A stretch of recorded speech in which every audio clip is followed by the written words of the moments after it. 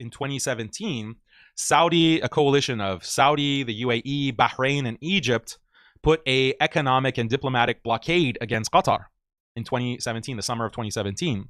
And Trump came out and supported this blockade. And Trump even said that he inspired the blockade against Qatar in 2017.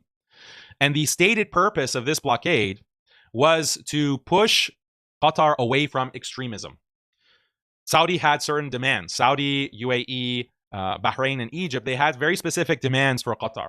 If you want this blockade, this economic blockade to stop against your country, we have certain things that you have to do. Number one, you have to distance yourself and completely cut ties with the Muslim Brotherhood, with the Ikhwan.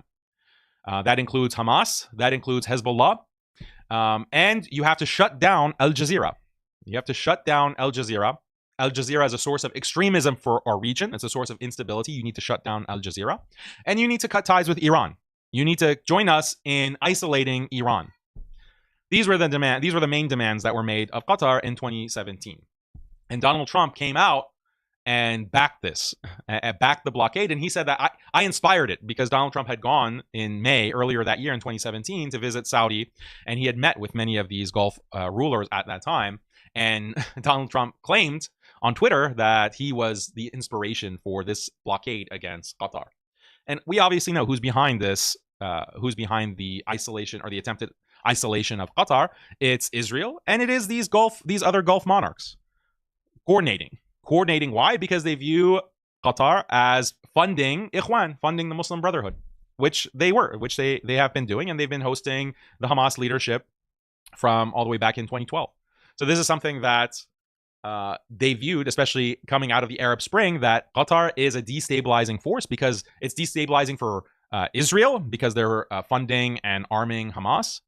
It's destabilizing for Israel also because Qatar is aligned with Iran and has strong diplomatic and economic ties with Iran. And it's also destabilizing for Saudi. It's destabilizing for the UAE. It's destabilizing for Bahrain and Egypt.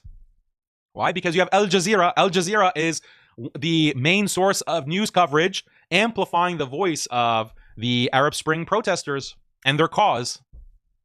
So Al Jazeera was targeted. Al Jazeera is hosted and funded by Qatar. That's their headquarters. So this was the purpose of the blockade in 2017, and it lasted to 2021, 4 years. Trump's entire term, Qatar was blockaded. Now Trump is back in office, and again, diplomatic pressure apparently has resumed. Now it's a different environment. A lot has changed in 4 years, and we know that earlier this year, back in April, Trump was going to the GCC and visiting these different countries, Saudi, UAE, and Qatar gifted Donald Trump a $400 million 747 jet, a luxury jet, $400 million worth, to be like the new kind of Air Force One backup for the president. And apparently this gift was coordinated by the U.S. They coordinated the entire deal, and Trump obviously accepted it. And Qatar has promised to invest over $1 trillion in the U.S. economy. So Qatar's strategy with this is to prevent a repeat of what happened in 2017. They want to maintain strong relations with Trump so that Trump isn't strong-armed by the other Gulf monarchies to back another type of blockade against Qatar. So Qatar is trying to play a 4D chess to prevent a repeat of the blockade. The blockade actually didn't work. The blockade back in 2017 to 2021 wasn't successful. Qatar survived. And according to some analysis, they came out stronger because they were able to develop certain independent capabilities. They strengthened their ties with Iran. They were able to survive economically. They strengthened ties with Turkey. So this actually backfired. The blockade backfired, and Qatar came out unscathed, and arguably they came out stronger than when the blockade started.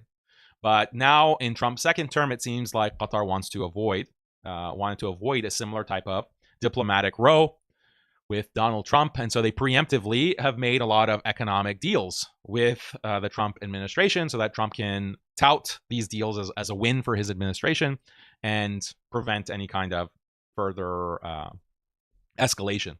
But what that means is that, okay, if Qatar is going to be more aligned with Washington, D.C., what does that mean for Hamas? What does that mean for any kind of Muslim Brotherhood aligned group? What does that mean for Al Jazeera and Al Jazeera's coverage of the war in Palestine? What does that mean for the politics of the region and the Muslim Brotherhood overall if Qatar is going to be increasingly aligned with Washington, D.C., because increased alignment with Washington, D.C. means increased alignment with Israel. That's the bad news. And that's why some are speculating that maybe Qatar has already made the decision to disavow and move away from Hamas. Maybe Qatar is saying, well, we read the writing on the wall. Hamas doesn't have a future. Israel has won the war. Israel is on the cusp of eliminating Hamas completely. And so we want to join the winning side. And we have very limited options because guess what? We have the massive occupation of U.S. forces in our country at Al Udeid Air Force Base. There are over 10,000 U.S. troops stationed in our country. So we have limited options. We might as well read the writing on the wall. And we need to start moving away from Ikhwan. We need to start aligning more with Washington, D.C. and the rest of the Gulf. Maybe this is a decision that has been made. I hope not. But maybe this is the kind of pressure that they're facing.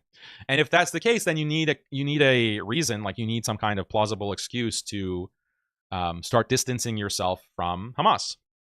And maybe that excuse is, well, Israel is bombing Hamas in our country, and therefore to protect our sovereignty as a country and to protect our citizens, to protect our resources, we can no longer host Hamas. We can no longer serve this role as a neutral ground for negotiations with Hamas. Maybe they needed an excuse, and a bombing like this could provide that type of excuse. And that is an explanation. That is a potential explanation. And obviously it represents a betrayal. It would, if it were true, represent a betrayal of Qatar against the Palestinian resistance and the Muslim Ummah as a whole. Allahu Alam. I'm not saying that this is the case, but this is a possibility. This is a possibility, and some have noted that Hamas is a big liability for Qatar. If you look at Qatar's strategic or economic or diplomatic goals and its desire to continue to grow its GDP, then aligning with the rest of the Gulf would help it massively in those terms. So this is something that some are speculating, but Allahu Alam, I don't know. I'm not ready to throw Qatar under the bus or say that Qatar is completely bought out. Allahu Alam, Allah knows best.